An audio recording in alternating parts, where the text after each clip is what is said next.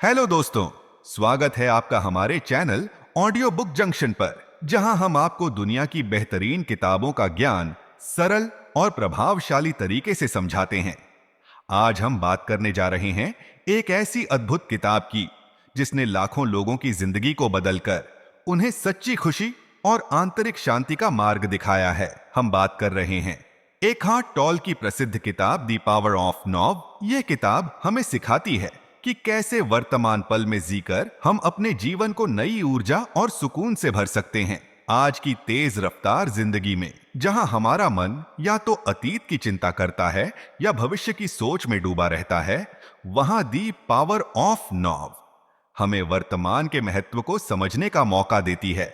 इस वीडियो में हम आपको बताएंगे कि कैसे वर्तमान क्षण में जीना हमारे मानसिक तनाव को खत्म कर सकता है, क्यों वर्तमान में रहना ही सच्ची खुशी और सफलता की कुंजी है, कैसे आप अपने विचारों को नियंत्रित करके जीवन में शांति और संतुलन पा सकते हैं, और जीवन में सच्चा आध्यात्मिक जागरण कैसे संभव है। अगर आप भी तनाव मुक्त, सुकून भरी और खुशहाल जिंदगी जीने का तरीका ढूंढ रहे हैं, तो यह वीडियो आपके लिए है। इस किताब के विचारों और संदेशों को सरल हिंदी में समझाने के लिए हमने इसे आपके लिए विशेष रूप से तैयार किया है। तो दोस्तों, वीडियो को अंत तक जरूर देखें, क्योंकि इसमें ऐसे अनमोल पाठ हैं जो आपके जीवन को बदल सकते हैं।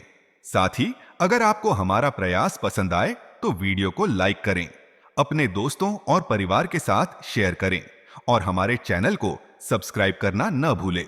चलिए अब बिना देर किए शुरू करते हैं दी पावर ऑफ नाउ के इस सफर को और जानते हैं कि कैसे हम वर्तमान में रहकर अपने जीवन को नई दिशा दे सकते हैं।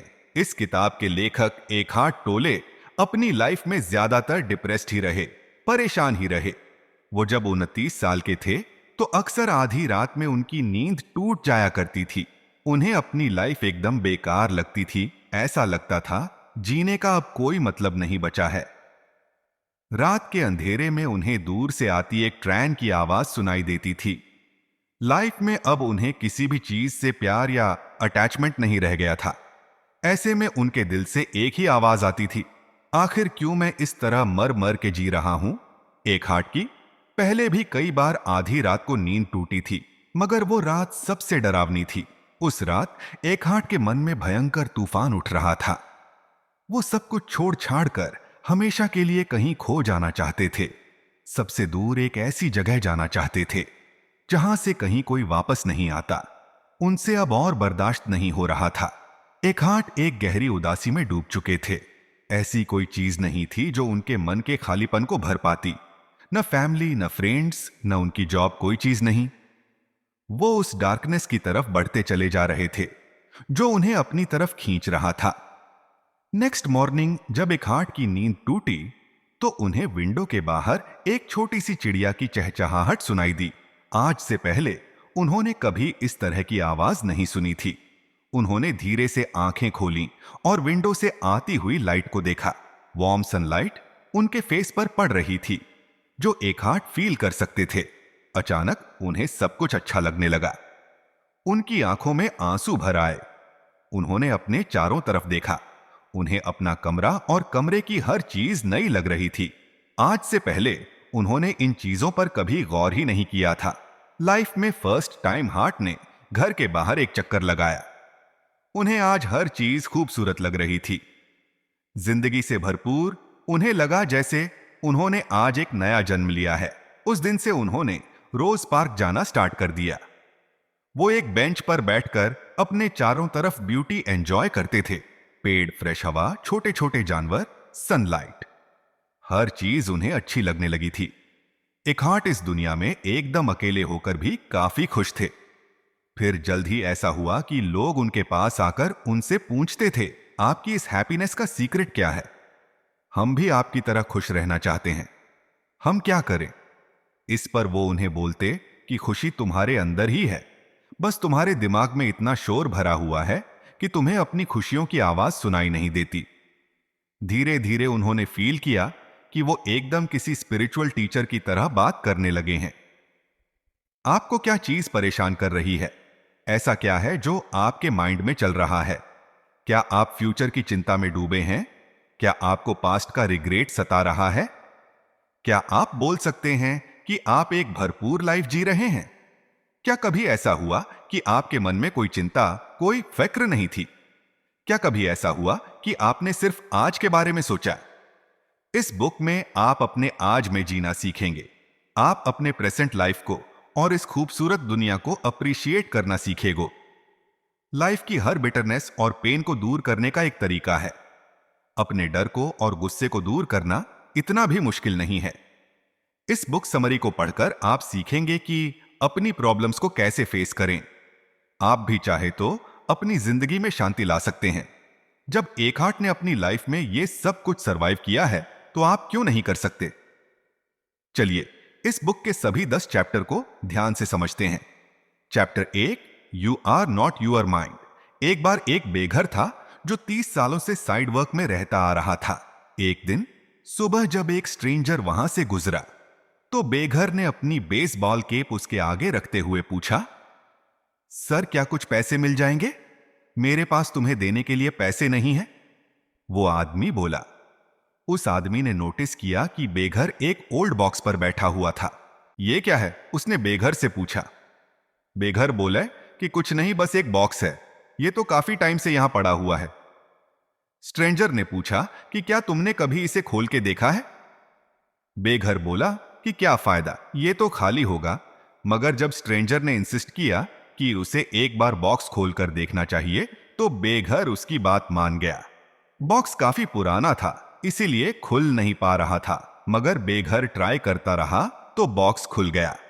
बेघर ने जैसे ही बॉक्स के अंदर देखा, वो हैरान रह गया। जिस पुराने से बक्से में वो इतने सालों से बैठता आ रहा है, वो असल में गोल्ड से भरा हुआ था। देखा जाए तो हम सब एक तरह से बेघर की तरह हैं। हम बाहर की दुनिया देखते हैं, अपने अंदर झांकने की कभी कोशिश नहीं करते। हम बाहर अपनी खुशियां तलाशते हैं। हम सभी को प्यार और सिक्योरिटी की जरूरत है, मगर हम ये भूल जाते हैं कि हमारे अंदर ही एक खजाना छुपा है। एक ऐसा खजाना जो हमें कोई और नहीं दे सकता। तो असली खजाना आखिर है क्या? असली खजाना है अपने अंदर की शांति को महसूस करना, हम जैसे हैं वैसे खुद को एक्सेप्ट करना, अपने असली नेचर के साथ खुश रहना, पास्ट के रिग्रेट और फ्यूचर की चिंता से दूर अपने आज में खुश रहना ही असली दौलत है। अगर हम अपने आज में खुश है तो हम वाकई में खुश रहेंगे। एक बार जब यह खजाना आपको मिल जाएगा, तो फिर कभी आप बाहरी दुनिया की झूठी चमक दमक में नहीं पड़ डरोगे। आप अपने में ही इतने मस्त रहोगे कि ये दुनिया आपको एकदम अलग नजर आने लगेगी। फिर न बीते हुए कल का दुख होगा और न ही आने वाले कल की चिंता रहेगी। असली सोना आपके अंदर ही है, बस एक बार अपने अंदर झांक के तो देखो। Chapter 2, consciousness the way out of pain. उस बॉक्स को आप कैसे खोलेंगे जो आपके पास है? कैसे आप अपने अंदर छुपा गोल्ड बाहर निकालेंगे? सबसे पहले तो यह जानना बहुत जरूरी है कि आप क्यों परेशान रहते हैं। ऐसा क्या है जो आपको जीने नहीं दे रहा? आपके दर्द की वजह क्या है? आपको अपनी उदासी की वजह मालूम करनी होगी।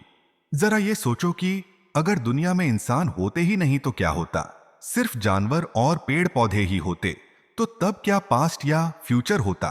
तब टाइम जैसी कोई चीज होती?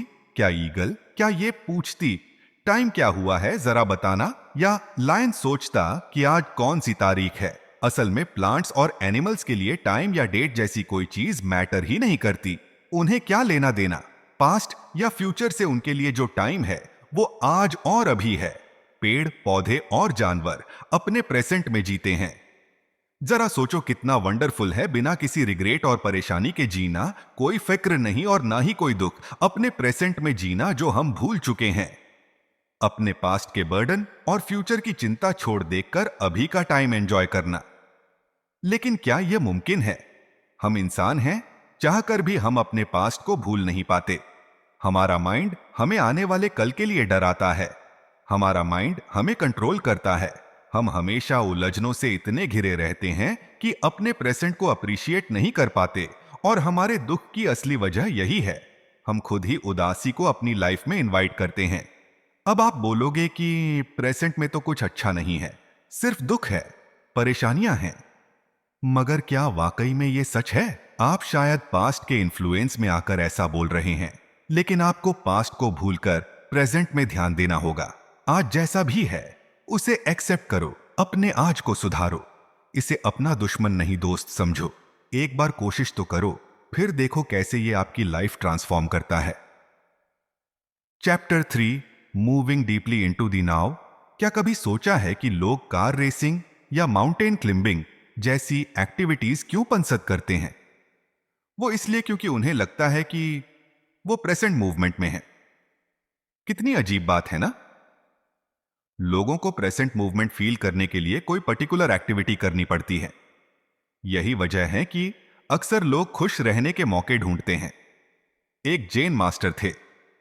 एक बार उन्होंने अपने स्टूडेंट्स से पूछा, इस वक्त किस चीज की कमी है? स्टूडेंट सोच में पड़ गए कि इस सवाल का जवाब क्या होगा। सब शांत होकर सोच रहे थे। बस यही वो चीज थी जो शोर में नहीं मिलती। यानी शांति किसी को भी शांत रखने के लिए पर्याप्त है। यह कितनी सिंपल सी एक्सरसाइज है। कहने का मतलब है कि आपको अपने अंदर की शांति और खूबसूरती महसूस करने के लिए किसी ऊंचे पहाड़ पर चढ़ने की जरूरत नहीं है। काम पर जाते हुए या सिटी का चक्कर लगाते आपको उन चीजों की फिक्र सताती है जो आपको अचीव करनी है, और उस वक्त आपके दिमाग में बस एक ही बात होती है कि अब खुश रहने का और एक्साइटमेंट का अगला मौका कब मिलेगा। कब आप अपना पसंदीदा खाना फिर से खाओगे? कब आप कोई थ्रिलिंग एक्टिविटी करोगे? कब आपको कोई ऐसा मिलेगा जो आपकी लाइफ कंप्लीट करेगा? लेकिन आप सिर्फ वेट करते रहते हैं और इस चक्कर में आज की छोटी छोटी खुशियों को एंजॉय करना भूल जाते हैं। आप अपने आसपास नहीं देखते, बस फ्यूचर की चिंता में रहते हैं, और यही रीजन है कि हम कभी भी सेटिस्फाई नहीं हो पाते। Chapter 4, mind strategies for avoiding the now. Psychologist Karl जंग एक बार एक नेटिव अमेरिकन ट्राइबल लीडर से बात कर रहे थे। ट्राइबल चीफ ने जंग को बताया कि गोरे लोग बड़े क्रूअल नेचर और नेगेटिव एटीट्यूड वाले होते हैं। ट्राइबल चीफ का यह भी कहना था कि व्हाइट लोगों को हमेशा कुछ न कुछ चाहिए होता है। ऐसा लगता है जैसे उनकी लाइफ में कुछ मिस है। ये व्हाइट लोग हमेशा पागलों की तरह रेस्टलेस और एनर्जी में रहते हैं। आप भी शायद कभी इस स्टोरी के व्हाइट लोगों के जैसा ही फील करते होंगे। लेकिन क्या आप एक मिनट रुक के खुद से पूछने की कोशिश करेंगे, क्या इस वक्त मैं पूरी तरह रिलैक्स हूं? क्योंकि कई बार हमारे थॉट्स हमें पूरी तरह कंट्रोल कर लेते हैं। हम आपको वो रीजंस बताते हैं कि क्यों आपका माइंड आपको रोकता है अपने आज को एंजॉय करने से। तो इसका पहला रीजन है अपनी जॉब को लेकर या किसी इंसान को लेकर या फिर किसी काम को लेकर आपके दिल में जो बिटरनेसेस होती है। हमें कई बार ऐसा लगता है कि हम ऑफिस में बहुत ज्यादा लोड ले रहे हैं या फिर कोई कोलीग हमें इरिटेट कर रहा है। ये चीजें हमारे अंदर बिटरनेसेस या खटास पैदा करती हैं, लेकिन इसका कोई फायदा नहीं है। आप इन चीजों को लेकर नेगेटिव नहीं हो सकते। बेटर होगा कि सिचुएशन को चेंज करने की कोशिश करो। जो चीज आपको डिस्टर्ब कर रही है उसे आप रोक सकते हैं। यह आपके हाथ में है कि आप उस इंसान के पास जाकर खुलकर बात करो कि जो चीज आपको इरिटेट करती है उसे रोकने की पहल सिर्फ आप कर सकते हो। आप खुद को नेगेटिव होने से रोक सकते हो। यह एकदम आपके हाथ में है। यह बिल्कुल उसी तरह है जैसे कि आपने कोई भारी चीज आपके कंधों पर है। Just drop it. उस भारी चीज को छोड़ दो। जब भी आपको नेगेटिव फीलिंग आए उसी वक्त नेगेटिविटी को अपने दिल से निकाल फेंको और एक फ्रेश शुरुआत करो। कंप्लेंट करने के बजाय अपने दिल का बोझ उतार कर फेंक दो। असल में देखा जाए तो बेकार की चीजों को अपनी लाइफ से रिमूव करके सिचुएशन को अपने कंट्रोल में करना इतना भी मुश्किल नहीं है। सेकंड रीजन जो आप इस पल को एंजॉय नहीं कर पाते वो है इन एक्शन, यानी कुछ मत करो। अगर कोई सिचुएशन आपको दुखी करती है तो आप उसे चेंज कर सकते हो या एक्सेप्ट कर सकते हो। यहां तक कि आप अपने रॉन्ग डिसीजन से भी काफी कुछ सीख सकते हो। हमारे पास 3 चॉइस है, लीव, चेंज या एक्सपेक्ट। आप किसी सिचुएशन को या तो एक्सेप्ट कर सकते हो, ऐसा कई लोग करते हैं जिन्हें फ्यूचर से खुशी की उम्मीद रहती है, लेकिन जो आपके पास है उसके लिए ऊपर वाले का शुक्रिया अदा करो, तभी आप रियल खुशी अचीव कर पाओगे। इमेजिन करो आप किसी लाइन में लगे हो कि तभी आपके पीछे खड़े लोगों का शोर सुनाई देता है। लोग कंप्लेंट कर रहे हैं, इरिटेट हो रहे हैं और नेगेटिव बातें कर रहे हैं। मगर आप शांत रहो। जब काउंटर पर आपका नंबर आता है तो अटेंडेंट आपसे बोलता है सॉरी आपको वेट करना पड़ा, तो आप बोल सकते हैं कोई बात नहीं, मुझे वेट करने में कोई प्रॉब्लम नहीं हुई, मैं तो बस एंजॉय कर रहा था। Chapter 5 the state of presence. अब जरा अपनी आंखें बंद करो और कंसंट्रेट करने की कोशिश करो। खुद से पूछो मेरा नेक्स्ट थॉट क्या होगा। खुद को नेक्स्ट थॉट के लिए अलर्ट रखो, जो आपके माइंड में किसी भी टाइम आ सकता है, जैसे कोई बिल्ली चूहे की ताक में रहती है। आप नोटिस करोगे कि एक नए थॉट के चक्कर में आप अलर्ट होकर वेट कर रहे हो, क्योंकि आप भी स्टेट ऑफ प्रेजेंस में हो। इस वक्त आपको कुछ और ख्याल नहीं आ रहा, कोई टेंशन ना रिग्रेट, तभी आपका कंसंट्रेशन फेड होने लगता है। आपकी अलर्टनेस कम हो जाती है, दिमाग में फिर से खलबली मचती है और शांति भंग हो जाती है, और आप एक बार फिर से अभी की दुनिया में लौट आते हैं। स्टेट ऑफ प्रेजेंस सिखाने के लिए जैन मास्टर आक वुड एंड स्टिक लेकर अपने स्टूडेंट्स पर अचानक पीछे से अटैक करते हैं। अगर कोई स्टूडेंट कंसंट्रेट नहीं कर रहा है या उसके माइंड में कुछ चल रहा है तो वो एकदम से रिएक्ट करेगा। मगर जो स्टूडेंट अलर्ट होगा उसे जैन मास्टर की प्रेजेंस का पता चल जाएगा। उसे फील हो जाएगा कि क्या होने वाला है, इसलिए वो ऑलरेडी रहेगा और किसी भी अटैक से खुद को बचा लेगा। अगर आप प्रेजेंट पर अलर्ट नहीं रहोगे, अगर आप अपने कॉन्शियसनेस में डीपली नहीं जाओगे, तो आपके थॉट्स आपको ऐसे ही खींचते रहेंगे जैसे नदी में कोई लकड़ी भी बहती चली जाती है। डीपली रूटेड का मतलब है कि अपनी बॉडी ऑनर माइंड पर पूरी कंट्रोल, यानी अपनी सराउंडिंग को लेकर फुली अवेयर रहना। Chapter 6 the inner body. आप अपनी इनर बॉडी के साथ कैसे कनेक्ट करते हैं। एक बार फिर अपनी आंखें क्लोज करो और रिलैक्स हो जाओ। गहरी सांस लो। अपनी बॉडी को अपने मन की आंखों से देखो। हर सांस के साथ अपने सीने को उठता गिरता देखो। क्या आपको कुछ फील हुआ? क्या आपको लगा कि आप इस पल में जी रहे हैं? क्या आपको अपनी बॉडी की पावर फील हुई? क्या आपको एहसास हुआ कि आप अपने आप में एक स्ट्रांग एनर्जी का सोर्स हैं? एक बार करने के बाद आपको रियलाइज होगा कि आप कितना कुछ कर सकते हैं। आपकी इनर बॉडी फॉर्मलेस और लिमिटलेस है, मगर इसकी ताकत का अंदाजा आपको भी नहीं है। हर रिलीजन, चाहे ईस्ट का हो या वेस्ट का, हमें यही सिखाता है कि हमें फास्टिंग करनी चाहिए और जितना हो सके उतना बॉडी प्लेजर से दूर रहे। मतलब कि कुछ रिलीजियस प्रैक्टिस बॉडी की डिमांड के खिलाफ लड़ने की कोशिश करती हैं। कुछ रिलीजन में out on a body experience की बात भी कही गई है, जहां हम अपनी बॉडी के फिजिकल फॉर्म से निकल सकते हैं। इस तरह की प्रैक्टिस हमें एनलाइटनमेंट देगी, मगर लंबे टाइम के लिए नहीं, क्योंकि कभी ना कभी हमें वापस बॉडी में लौटना ही पड़ेगा। मगर रियल ट्रांसफॉर्मेशन बॉडी से दूर जाने में नहीं है, बल्कि इसे एक्सेप्ट करने में है। रिलीजियस प्रैक्टिसेस आपको बॉडी के बाहर एनलाइटनमेंट की तलाश सिखाती है।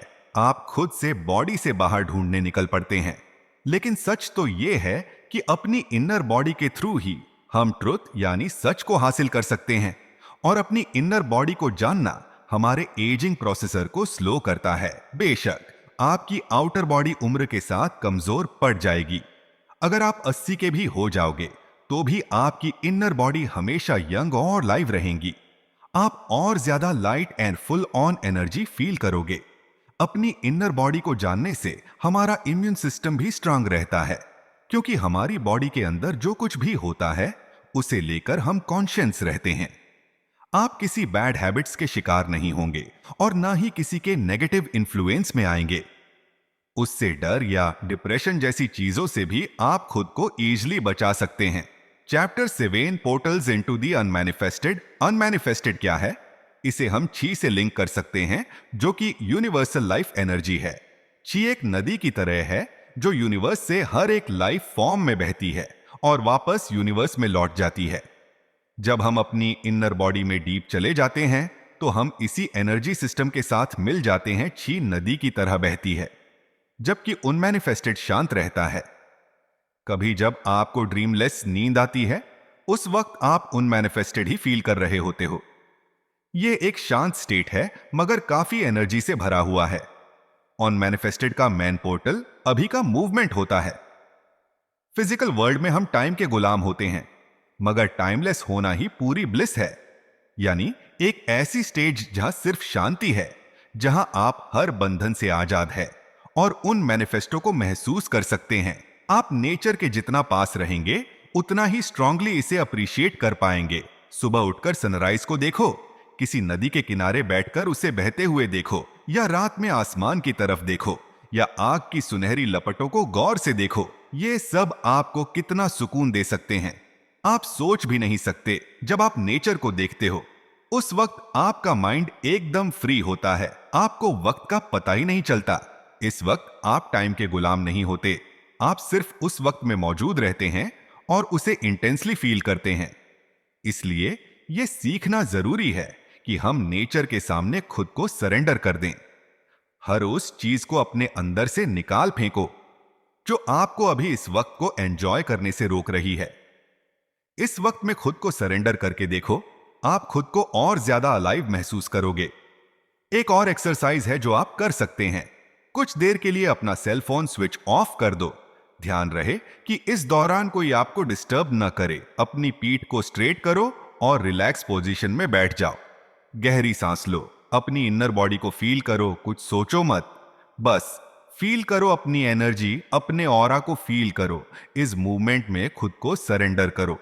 जब हम इतना डीप चले जाते हैं तो एक पॉइंट ऐसा भी आता है जब इनर और आउटर बॉडी का डिफरेंस खत्म हो जाता है। आप उसे एनर्जी के साथ एक हो जाते हो जो इस पूरे यूनिवर्स में फ्लो कर रही है। Chapter 8, enlighten relationships. एक आदमी और एक औरत मिलते हैं और दोनों में प्यार हो जाता है। उस औरत से मिलने के बाद उस आदमी को एक कंप्लीटनेस का एहसास होता है। जब भी वो उससे मिलता है, उसे लगता था जैसे दुनिया में उन दोनों के अलावा और कोई नहीं है। उसे फील होता था जैसे दोनों एक हो गए हैं, और वो औरत भी उस आदमी के प्यार में पूरी तरह से डूबी हुई थी। उसे अपने स्पेशल होने का एहसास होता था। उन दोनों का यह रिश्ता एकदम परफेक्ट था। फिर वो आदमी धीरे धीरे डिमांडिंग होने लगा। उस औरत के प्यार का नशा उस पर कुछ ऐसा चढ़ा कि वो उसे लेकर पजेसिव हो गया। उसे डर था कहीं वो उसे छोड़कर चली न जाए। वो औरत भी जेल्स और पजेसिव फील करने लगी। वो उसे ब्लैकमेल करती थी, उस पर इल्जाम लगाती थी। रिलेशनशिप की शुरुआत में दोनों में बड़ा प्यार था, मगर थोड़े दिनों बाद ही उनके रिश्ते में दरार पड़ने लगी। अब उनके बीच लव हेट रिलेशन था। कभी दोनों एक दूसरे के बेहद करीब आ जाते और कभी एक दूसरे से नफरत करने लगते। वो दोनों कभी एक दूसरे को हर्ट करते तो कभी एक हो जाते थे, और इसी वजह से अब उनका रिश्ता प्लेजर से ज्यादा तकलीफ देने लगा था। उनके बीच खुशियों की जगह अब दर्द ने ले लिया और एक दिन फाइनली दोनों के बीच ब्रेकअप हो गया। तो क्या कभी उनके बीच प्यार था भी या नहीं, या सिर्फ एक अट्रैक्शन था? दोनों को एक दूसरे की सिर्फ एक एडिक्शन थी, जैसे अक्सर लोगों को किसी फूड अल्कोहल या ड्रग्स की होती है। आप जब किसी को सिर्फ अपना पेन रिलीव करने के लिए, अपने अंदर के खालीपन को भरने के लिए चाहते हो, तो ऐसे रिश्तों का यही हाल होता है। और एक बार एक्साइटमेंट खत्म होने के बाद जो सैडनेस होती है, जो दुख होता है, उसकी कोई इम्तिहान नहीं है। मगर सवाल यह है कि एक एनालाइटन रिश्ता कैसे बनाया जाए? हम किसी के साथ कैसे हमेशा खुश रहे?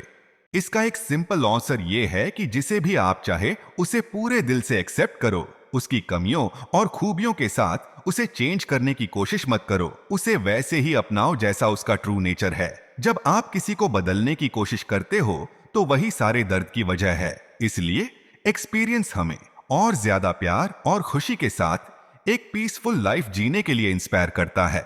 मगर सच्चा प्यार आखिर होता कब है? अगर कोई अकेला है बिना किसी पार्टनर के, तो क्या उसे सच्चा प्यार नहीं मिलेगा? क्या प्यार किसी दूसरे से ही हो सकता है, खुद से नहीं? हम सबके अंदर सच्चा प्यार छुपा है, इसे बाहर ढूंढने की जरूरत नहीं है।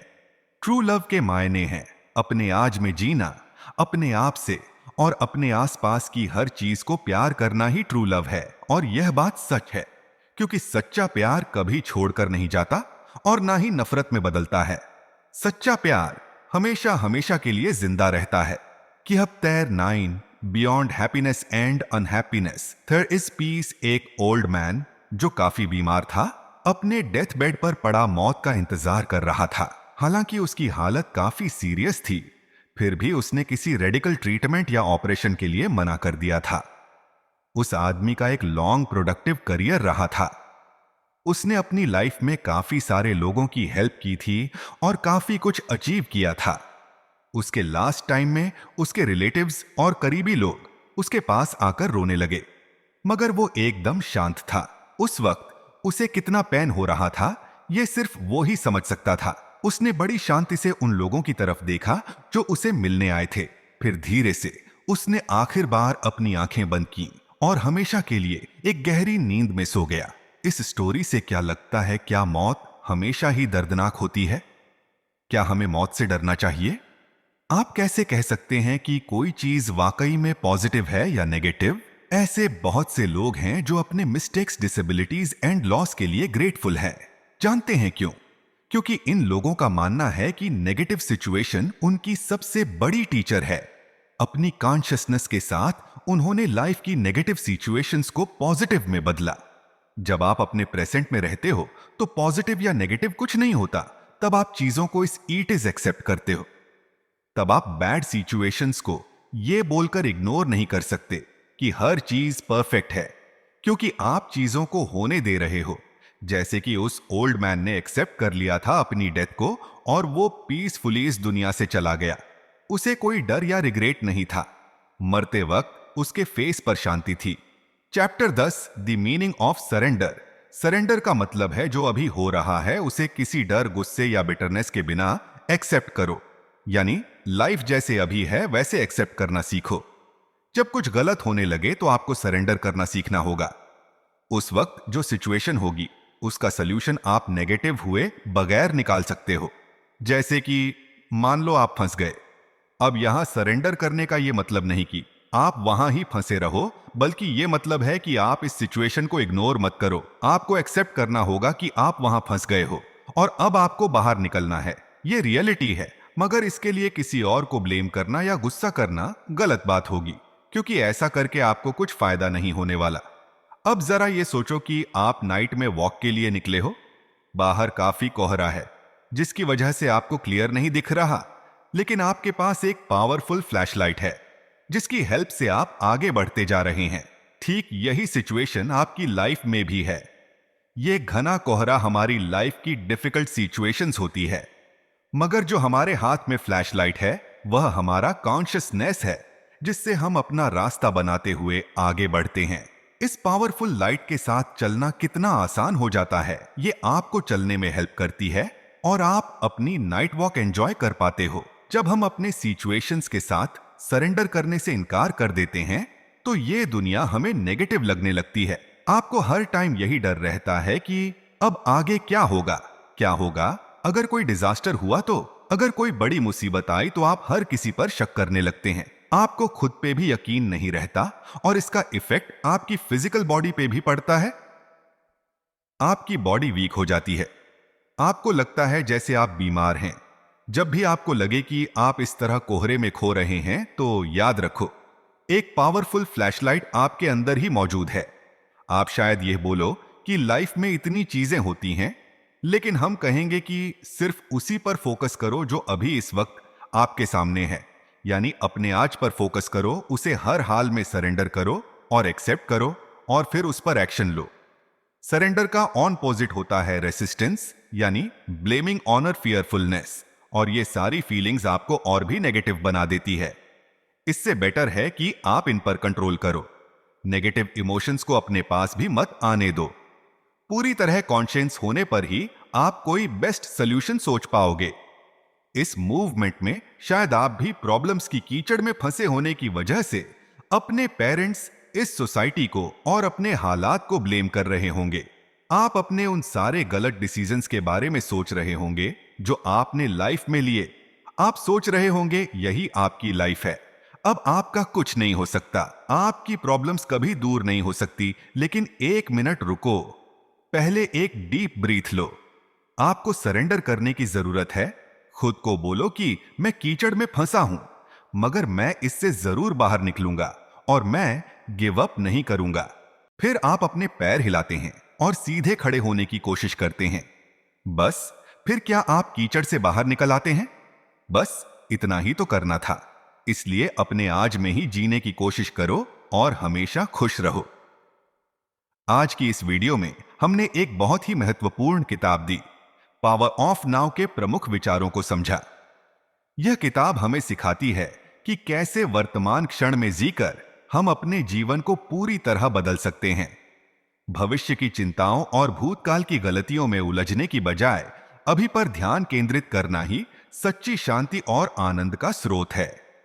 अगर आपको यह किताब का सार पसंद आया हो और आप इसे अपने जीवन में लागू करने की कोशिश करेंगे तो कमेंट सेक्शन में जरूर बताएं। चैनल को सब्सक्राइब करें और बेल आइकॉन दबाएं ताकि आप आने वाले और भी प्रेरणादायक बुक समरी वीडियो को मिस ना करें। इस वीडियो को लाइक और शेयर करके दूसरों को भी यह मूल्यवान संदेश पहुंचाएं। अगले वीडियो में फिर मिलेंगे एक और शानदार किताब के साथ। धन्यवाद।